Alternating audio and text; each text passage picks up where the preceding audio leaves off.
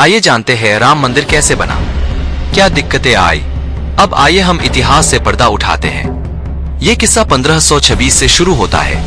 ये वो साल था जब मुगल शासक बाबर भारत आया हुआ था। 2 साल बाद बाबर के सूबेदार मीर बाकी ने अयोध्या में एक मस्जिद बनवाई। यह मस्जिद उसी जगह बनाई जहां भगवान श्री राम लला का जन्म हुआ था। बाबर के सम्मान में मीर बाकी ने इस मस्जिद का नाम बाबरी मस्जिद रख दिया। ये वो समय था जब मुगल शासन पूरे देश में फैल रहा था। मुगलों और नवाबों के शासन के दौरान 1528 से 1853 तक इस मामले में हिंदू बहुत मुखर नहीं हो पाए। 19वीं सदी में मुगलों और नवाबों का शासन कमजोर होने लगा। अंग्रेज हुकूमत प्रभावी हो चुकी थी। इस दौर में ही हिंदुओं ने यह मामला उठाया और कहा कि भगवान राम के जन्म स्थान मंदिर को तोड़कर मस्जिद क्यों बनाई गई। इसके बाद से रामलला के जन्म स्थल को वापस पाने की लड़ाई शुरू हुई। आप देख रहे हैं फैक्ट ऑन टीवी। आइए जानते हैं आगे क्या हुआ। बात है सन 1528 की, जब बाबर के सूबेदार मीर बाकी ने बाबरी मस्जिद बनवाई। जैसे तैसे कुछ दिन बीत गया। सन 1934 में पहली बार बाबरी मस्जिद का कुछ हिस्सा गिरा दिया गया। एक और जहां देश भर में अंग्रेजों के खिलाफ आजादी पाने के लिए आंदोलन जारी रही, वहीं दूसरी ओर राम जन्म भूमि की लड़ाई भी जारी रही। देश के आजाद होने के 2 साल बाद 22 दिसंबर 1949 को ढांचे के भीतर यानी गुंबद के नीचे मूर्तियों का प्रकटीकरण हुआ। आजादी के बाद पहला मुकदमा हिंदू महासभा के सदस्य गोपाल सिंह विशारद ने 16 जनवरी 1950 को सिविल जज फैजाबाद की अदालत में दायर किया, जहां भगवान श्री राम की प्रतिमाओं की पूजा अर्चना की मांग की।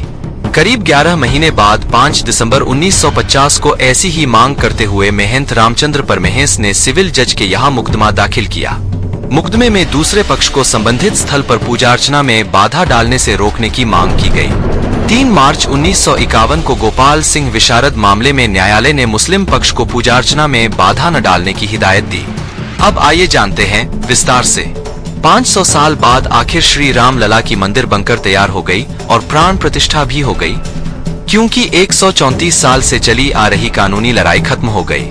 अप्रैल 2002 में उच्च न्यायालय की लखनऊ खंडपीठ ने विवादित स्थल का मालिकाना हक तय करने के लिए सुनवाई शुरू हुई।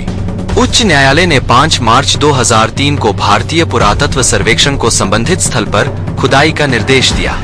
22 अगस्त 2003 को ही भारतीय पुरातत्व सर्वेक्षण के अनुसार यहां हिंदुओं का मंदिर का अवशेष मिला, जिससे ये पाया गया कि यहां राम मंदिर ही था।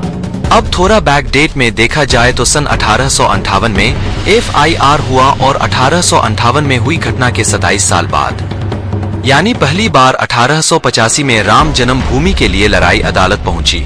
फिर 30 सितंबर 2010 को इलाहाबाद उच्च न्यायालय ने इस स्थल को तीनों पक्षों श्री राम लला विराजमान, निर्मोही अखाड़ा और सुन्नी सेंट्रल वक्फ बोर्ड में बराबर बांटने का आदेश दिया।